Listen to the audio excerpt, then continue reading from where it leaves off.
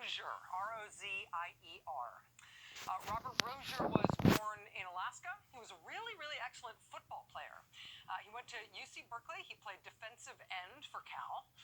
And then after his time at Cal, he was drafted into the NFL. In the 1979 NFL draft, he was a 9th round draft pick. He went to the St. Louis Cardinals. Unfortunately for Robert Rozier and for the Cardinals, though, he did not last even half a season. He ended up getting kicked off the Cardinals squad. He banged around the league for not all that many weeks. He did end up playing for a little while in Canada, but ultimately Robert Rozier ended up back in the United States and in prison. Ultimately, after that prison term, by 1982, he had landed himself in a cult in South Florida. And like lots of cults, the one that Robert Rozier found himself in the Miami area in the early 1980s, it was headed up by a guy who proclaimed himself to be the Messiah. He called himself Lord, Son of the Lord. He called himself Yahweh ben Yahweh.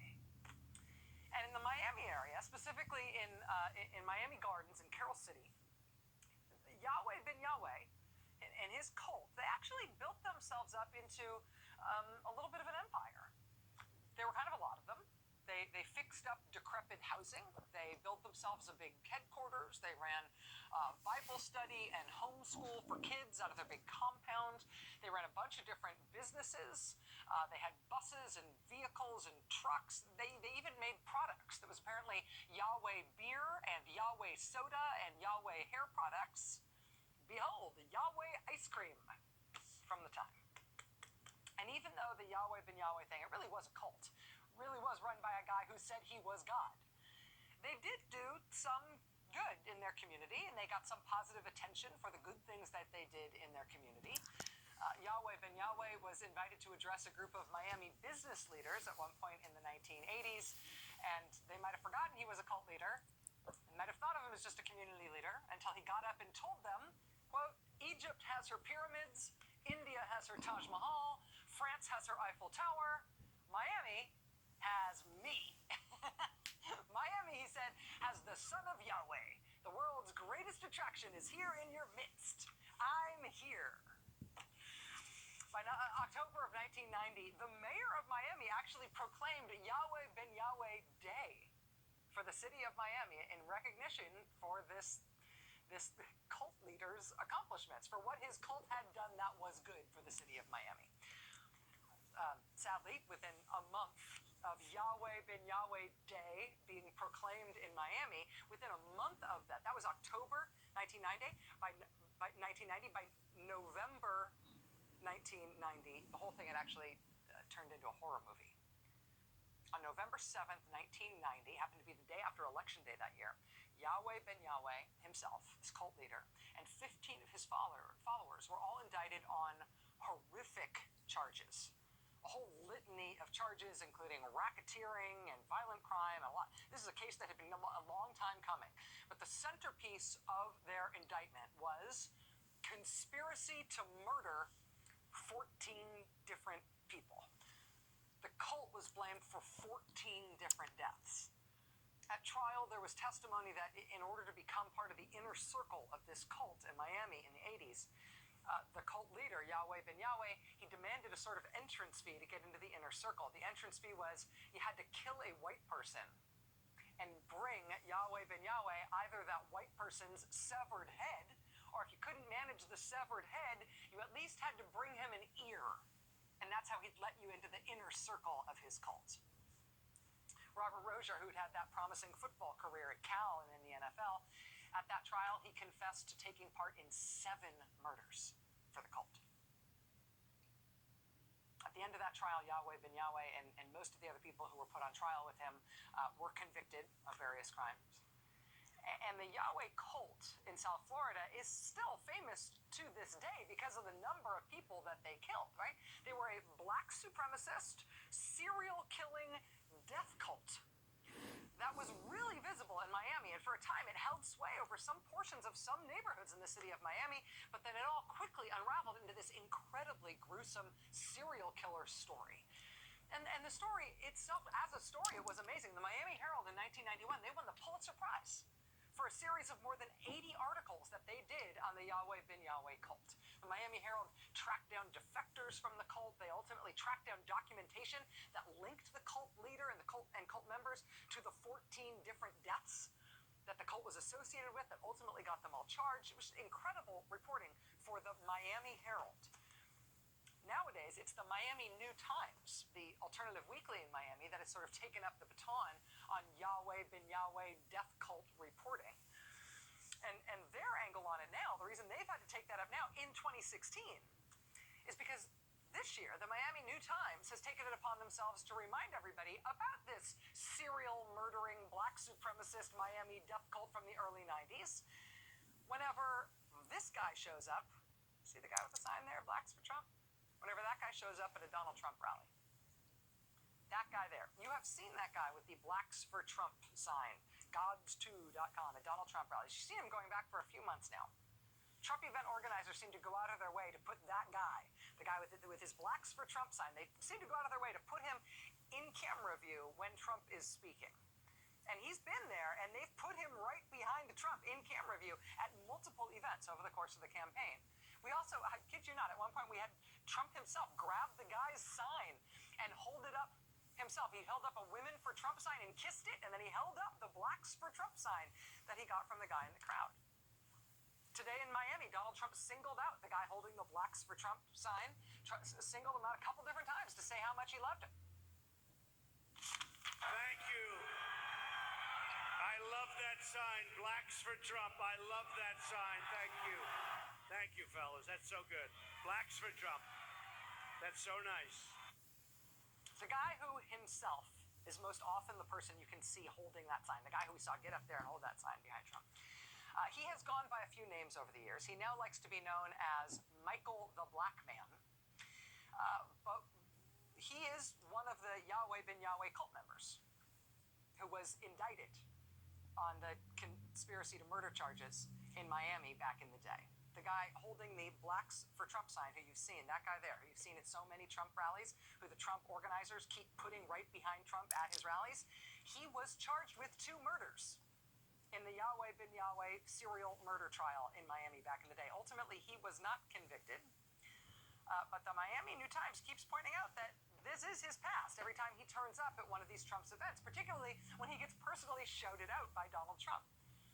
And oftentimes held up by the conservative media as a sign of real black support for Donald Trump. They keep pointing out his signs, because it's basically their contention that the Miami New Times is basically their contention that what this guy Michael the Black Man is trying to do is he's trying to reconstitute the Yahweh bin Yahweh cult.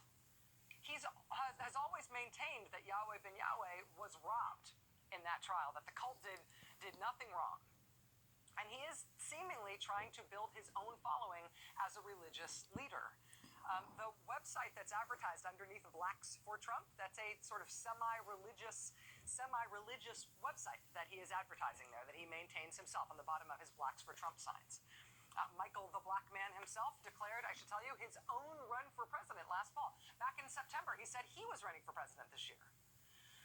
And the reason Republican campaigns, including Donald Trump's, have been so willing to put him on camera, the reason that politicians like Rick Santorum have even had Michael the Black Man open up for Rick Santorum at a South Florida political event, the reason they're willing to give him so much attention is because part of his insane cult-like theology is how much he hates Democrats and how Democrats are the devil. Incidentally, he also says that Barack Obama is a member of the Ku Klux Klan. But his theology, his sort of bizarre, cultish theology, has now morphed this year into him loving Donald Trump and going to all the Donald Trump rallies. But the partisan appeal of him holding up that sign that says Blacks for Trump, the partisan appeal of that message has been so attractive to Republicans and to the Trump campaign in particular that I think they've been willing to let this guy get on stage and advertise his website and get all this attention from the candidate and all the rest without asking too many questions about who exactly he is and why exactly he's there. And that is probably wise, because here is what happens when you do ask him those questions. Owen Schroyer from Infowars.com, and I'm here with Michael, the Black Man on the radio. Now, let's get a quick look at his shirt here real quick. There's the shirt he is repping tonight. Now, Michael, tell me, why are you wearing this shirt? I'm wearing this to show my support for Donald Trump and my disdain for Hillary Clinton, who is actually the financier of slavery, because everybody, what do you mean by she's a financier? Well, her name is Hillary Rodham Clinton, and they're supposed to be the descendants of Rothschild. In fact, her biggest donor is Lynn Rothschild, and of course Rothschilds and Rockefeller and J.P. Morgan are the financiers of slavery. He's for Trump, and he's against Hillary Clinton because of the way you spell the word Rodham shows her to be a descendant of Rothschild. But if you really want to know the philosophy behind Blacks for Trump, this guy who you see at all the Trump events, including today's Trump Miami rally, the real heart of Blacks for Trump and why he wears those shirts that say Trump and Republicans are not racist. If you really want to get to the heart of why he believes it, well, here in his own words is his own real explanation.